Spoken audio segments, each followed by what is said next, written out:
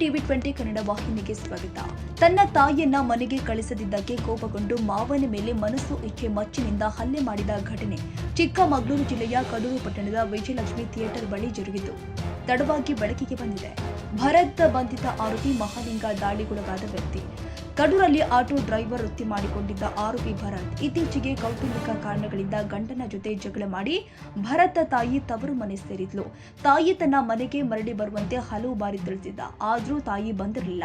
ಕೊನೆಗೆ ತನ್ನ ತಾಯಿಯನ್ನ ಕಳಿಸುವಂತೆ ಮಾವ ಮಹಾಲಿಂಗನಿಗೂ ತಿಳಿಸಿದ್ದ. ಆದರೆ ಮಾವ ಕಳಿಸಲು ಒಪ್ಪಿರಲಿಲ್ಲ. ತನ್ನ ತಂಗಿಗೆ ತಂದೆ ಮಗ ಸೇರಿ ಹಿಂಸೆ ನೀಡ್ತೀರಾ, ನೀನು ನಿನ್ನ ಅಪ್ಪನನ್ನ ಜೈಲಿಗೆ ಹಾಕಿಸ್ತೀನಿ ಎಂದಿದ್ದ ಮಾವ ಮಹಾಲಿಂಗನ ಮೇಲೆ ಕಳೆದ ಬುಧವಾರ ನಡು ರಸ್ತೆಯಲ್ಲಿ ಮಚ್ಚಿನಿಂದ ಮಾವನ ಮೇಲೆ ಆರೋಪಿ ಭರತ್ ಮನಸ್ಸು ಇಚ್ಛೆ ಹಲ್ಲೆ ಮಾಡಿದ್ದಾನೆ.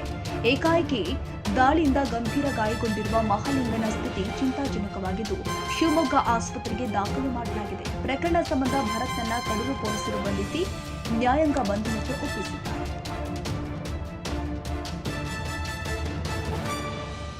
ಕನ್ನಡಿಗರ ಮೆಚ್ಚಿನ ನಿಮ್ಮ ಟಿವಿ 20 ಕನ್ನಡ ವಾಹಿನಿ ಇದೀಗ ಟಿವಿಯಲ್ಲಿ ಲಭ್ಯ. ಕರ್ನಾಟಕ ಮತ್ತು ದೇಶ ವಿದೇಶದ 360 ಡಿಗ್ರಿ ಸುದ್ದಿ ವಿವರವನ್ನ ಪಡೆಯುವುದಕ್ಕೆ ಟಿವಿ 20 ವಾಹಿನಿಯನ್ನು ಲೈಕ್ ಮಾಡಿ, ವಿಡಿಯೋಗಳನ್ನು ಶೇರ್ ಮಾಡಿ, ಕಮೆಂಟ್ ಮಾಡಿ, ಸಬ್ಸ್ಕ್ರೈಬ್ ಮಾಡಿ.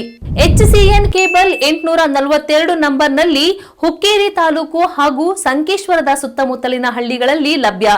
PCN ಕೇಬಲ್ 129 ನಂಬರ್ನಲ್ಲಿ ಹಾರುಗೆರೆ ಸುತ್ತಮುತ್ತಲಿನ ಹಳ್ಳಿಗಳಲ್ಲಿ ಲಭ್ಯ. ರಾಯಬಾಗ್ ಡಿಜಿಟಲ್ ಚಾನೆಲ್ ಕೇಬಲ್ 80ನೇ ನಂಬರ್ನಲ್ಲಿ ರಾಯಬಾಗ ತಾಲೂಕಿನ ಸುತ್ತಮುತ್ತಲಿನ ಹಳ್ಳಿಗಳಲ್ಲಿ ಲಭ್ಯ. UDCN ಕೇಬಲ್ ನೆಟ್ವರ್ಕ್ ಉಗಾರ ಸುತ್ತಮುತ್ತಲಿನ ಹಳ್ಳಿಗಳಲ್ಲಿ ನಿಮ್ಮ ಟಿವಿ 20 ಕನ್ನಡ ವಾಹಿನಿಯೂ ಲಭ್ಯ.